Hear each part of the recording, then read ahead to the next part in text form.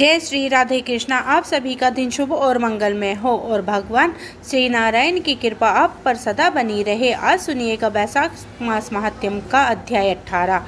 आज के अध्याय में आप सुनेंगे कि वेकल के मुख्य तीर्थों का वर्णन, पुराण श्रवण की महिमा और नियम तथा अर्जुन की तीर्थ यात्रा का वर्णन। ऋषि ने पूछा, पुराणों में से सूत जी इस केवल पर उत्तम धार्मिक विषय प्रदान कराने वाले मुख्य मुख्य तीर्थ कितने हैं? कौन ज्ञानदायक है, कौन भक्ति और वैराग्य देने वाला है तथा कौन मोक्ष दे प्रदान कराने वाला है, और उन सब का वर्णन कीजिए। तब सूत जी बोले, उत्तम व्रतों का पालन करने वाले सोनकादि जी, इस श्रेष्ठ पर्वत पर मुख्य मुख्य 108 तीर्थ ऐसे हैं जो उत्तम धर्म का अनुराग प्रदान कराने वाले हैं।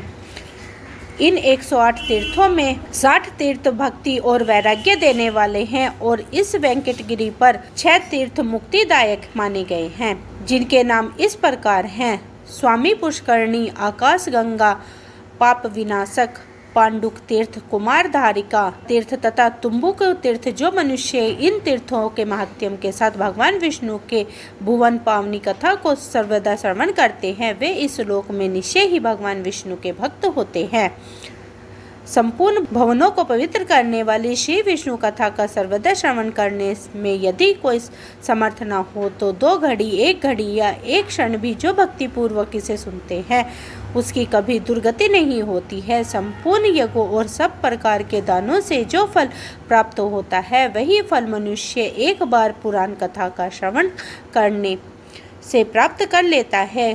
पुराण का श्रवण और भगवान विष्णु के नामों का कीर्तन, यही तो ही मनुष्य के पुण्य रूपी वृक्ष के महान फल हैं। यदि कोई बड़ा प्रयत्न करके अमृत ही पी ले तो भी वह अकेला ही अजर अमर होता है, परंतु भगवान विष्णु की कथा रूप अमृत तो समस्त कुल को अजर अमर बना देती है। पुराणों को जानने वाले विद्वान बालक, युवा, वृद्ध, दरिद्र अथवा दुर्भाग्य युक्त ही क्यों न हो, वह पुण्य आत्मा पुरुषों द्वारा सदैव वंदनीय और पूजनीय होते हैं। पुराण वेता ब्राह्मण जब कथा कहने के लिए व्यास आसन पर बैठे जाए, तब प्रसंग की समाप्ति होने तक वह किसी को प्रणाम न करे। जहाँ खोटे मनुष्य रहते हो, जो स्थान हिंसक जंतुओं से घिरा हो तथा जिस घर में जुआ खेला जाता हो, वहाँ विद्वान पुरुष पवित्र कथा को न कहे। जो उत्तम गांव हो, जहाँ अच्छे लोग बसते हों, जो उत्तम क्षेत्र, पवित्र देवालय या नदी का पवित्र तट हो, वही विद्वान पुरुष पवित्र कथा बाचे। जो श्रद्धा और भक्ति से युक्त हो, अन्य कार्यों में जिसका मन न लगा हो और जो मौन, पवित्र और शांत भाव से सुनते हो, ऐसे श्रोता पुण्य के भागी होते हैं। जो अधर मनुष्य बिना भक्ति भाव से पवित्र कथा सुनते हैं, उसको पुण्य फल की प्राप्ति नहीं होती है। जो पान चबाते हुए भगवान की पवित्र कथा सुनते हैं, वे नरक में जाते हैं। जो सन्यासी ऊंचे आसन पर बैठकर कथा सुनाते हैं, वे नरकों को भोगकर अंत में कौवे होते हैं। जो वीर सिंह होकर भगवान की कथा सुनाते हैं, वे टेढ़े मेढ़े वृक्ष होते हैं। जो प्रणाम न करके कथा सुनाते हैं, वे विष वृक्ष होते हैं। और जो स्वस्थ होकर भी सोकर कथा सुनते हैं, वे अजगर होते हैं। जो वक्ता के सामने आसन पर बैठकर कथा सुनाता है, वह पाप का भागी होकर नरक में जाता है। जो पुराण के ज्ञाता विद्वान की तथा सब पापों का नाश करने वाली उत्तम कथा की निंदा करते हैं, वे कुत्ते की योनि में जाते हैं। जब कथा बाची जाती हो, उस समय जो दुष्टता पूर्वक उत्तर प्रयुक्त करते हैं, वे गधे होते हैं और उसके बाद गिरगिट की योनि में जन्म लेते हैं। जो कथा होते समय अपने उसमें विघ्न डालते हैं, वे करोड़ों वर्षों तक नरक भोगकर अंत में ग्राम सूकर होते हैं। जो नरक श्रेष्ठ पुराण वेता विद्वान को बैठने के लिए कंबल, मृग, चरम, वस्त्र तथा चौकी देते हैं, वे स्वर्ग लोक में जाकर मनमांसित भोगों को भोगकर ब्रह्मा आदि देवताओं के लोकों में स्थिर होते हैं और निरम्य पदों को प्राप्त हो जाते हैं। जो पुराण के बैठने के लिए सूत और नया कंबल देते हैं, वे प्रत्येक जन्म में भोगवा और ज्ञान संपन्न होते हैं। इस प्रकार वेंकटाचल के महात्म्य को सुनकर सब ऋषियों में श्रेष्ठ श्री सूत जी का योग्य सम्मान करके अनुपम हर्ष प्राप्त किया। तब ऋषिगण बोले, हे सूत जी, अब हम लोग कटा तीर्थ का माध्यम सुनना चाहते हैं। तब सूत जी बोले, विप्रेवरो, कटा तीर्थ सब लोकों में प्रसिद्ध है। वह सब प्रकार की संपत्तियों को देने वाला, शुद्ध तथा सब पापों का नाश करने वाला है। उससे दूर सपनों का नाश हो जाता है। वह महापातक का विनाश करने वाला है, बड़े बड़े विघ्नों का निवारण करने वाला तथा मनुष्यों को परम शांति देने वाला है। कटा तीर्थ स्मरण करने से मात्र से ही सब पापों का नाश कर देता है। इसलिए केशवः नमः, नारायण नमः, माधवा नमः, इन नामों से अलग अलग उस तीर्थ में जल का आचमन करें या फिर तीनों नामों से एक ही बार उस तीर्थ में कल्याण पद जल का पान करें, या भगवान वेंकटेश्वर के अष्ट मंत्र से भोग मोक्ष प्रदान कराने वाला उक्त तीर्थ का जल पिए। पहले यह प्रार्थना करें कि हे तीर्थ, वह जन्म जन्मांतर के किए हुए मेरे पापों का शीघ्र नाश करो। इसके बाद मोक्ष मार्ग के एकमात्र साधन कटा तीर्थ के जल का नित्य पान करें। स्वामी पुष्करणी तीर्थ का स्नान, वाहरे स्वामी का दर्शन और कटा तीर्थ के जल का पान, यह तीनों बातें त्रिलोकी में दुर्लभ हैं। कटा तीर्थ का प्रत्यन पूर्वक दर्शन करना चाहिए, क्योंकि उन तीर्थ का परम उत्तम जल पीकर पापी भी कृतज्ञ हो जाते हैं। हे ब्राह्मणों, कटा तीर्थ का महात्म मैंने जैसे सुना था उसी प्रकार तुम्हें बता दिया है। अब मैं एक दिव्य पापनाशक कथा सुनाता हूँ, तुम सब लोग सावधान होकर सुनो। द्वापर युग की बात है। कुंती के पुत्र पांचों पांडव परम बुद्धिमान राजा द्रुपद से उनकी पुत्री यज्ञसेनी को पाकर धृतराष्ट्र की आज्ञा से हस्तिनापुर में गए। वहां पितामह भीष्म तथा अंबिका नंदन धृतराष्ट्र के द्वारा सम्मानित होकर उन्होंने दुर्योधन आदि के साथ 5 वर्षों तक निवास किया।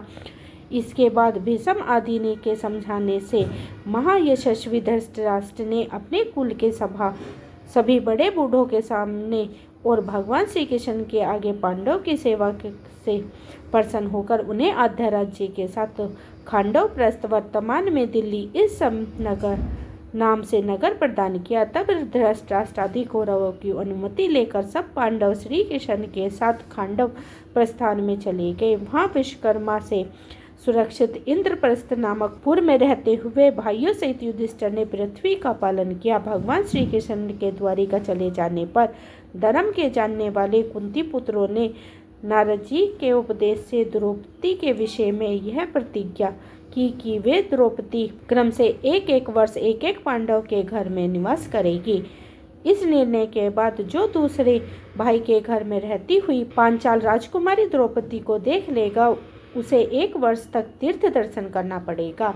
इस प्रकार प्रतिज्ञा करके वे पांडव आलस्य छोड़कर सामान्य लौकिक व्यापार में संलग्न होकर सामान्य समय व्यतीत करने लगे। इसके बाद एक दिन उसकी जनपद के निवासी ब्राह्मण ने राजा के आंगन में खड़े होकर कई बार पुकार लगाई, महाराज, चोरों ने मेरी गाय चुरा ली है। तो उसकी आवाज़ सुनकर अर्जुन वहां आया और ब्राह्मण को सांत्वना देकर अपने अस्त्र लाने के लिए शीघ्रतापूर्वक शस्त्रनगर को गया। वहां उन्होंने द्रौपदी और राजा युधिष्ठिर को एक जगह बैठा देखा। इस विषय में की हुई प्रतिज्ञा को जानते हुए भी उन्होंने वहां से धनुष और बाण ले लिया और युद्ध में लुटेरों को मारकर ब्राह्मण की गाय लौटा ली। उसे ले जाकर ब्राह्मण को आदरपूर्वक समर्पित कर दी। इसके बाद अर्जुन ने धर्मनंदन युधिष्ठिर को सूचित किया कि मेरे द्वारा प्रतिज्ञा का उल्लंघन हुआ है, इसलिए मुझे तीर्थ यात्रा करनी चाहिए। अपने छोटे भाई की बात सुनकर सब धर्मराज युधिष्ठिर के आदरपूर्वक कहने लगे, हे सुव्रत, तुमने ब्राह्मण और गाय के लिए ऐसा किया है। प्रजा की रक्षा करना राजा का कर्तव्य है। यदि उसके द्वारा चोरों की अपेक्षा हो जाए तो उसे ब्रह्म हत्या का पाप लगता है और चोरों के दंड देने पर वह पुण्य का भागी होता है।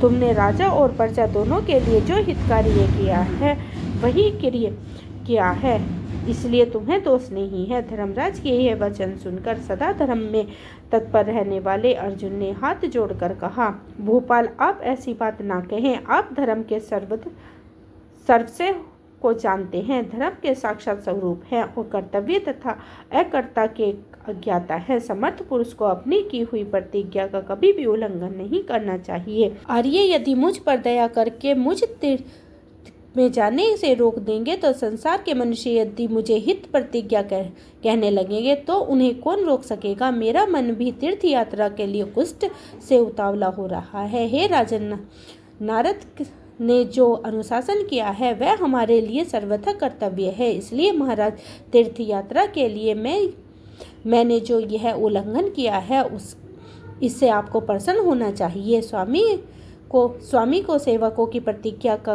उनके द्वारा निर्वाह करना चाहिए। तब भाइयों की सलाह लेकर बहुत अच्छा कहकर युधिष्ठिर ने अर्जुन का अनुरोध स्वीकार कर लिया। अर्जुन ने प्रणाम और विनय आदि के द्वारा अपने बड़े भाइयों को संतुष्ट किया।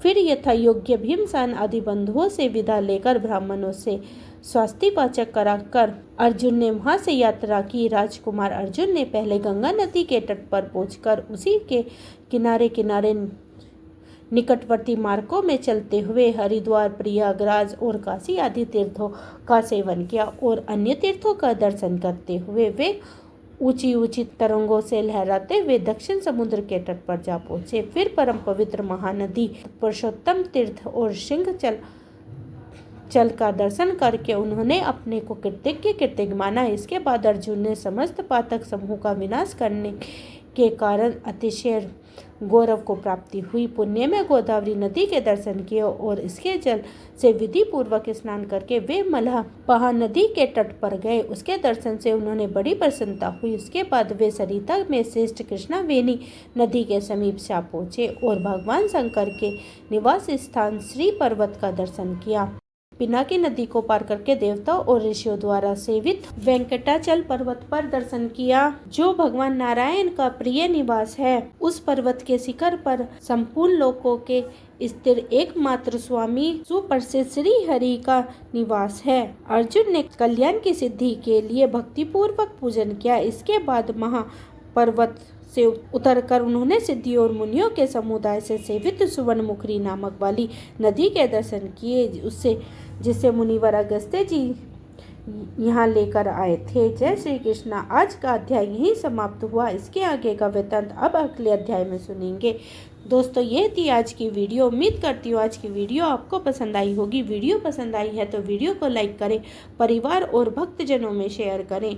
मिलती हूँ एक और नई वीडियो के साथ। तब तक के लिए हरे कृष्णा, राधे राधे।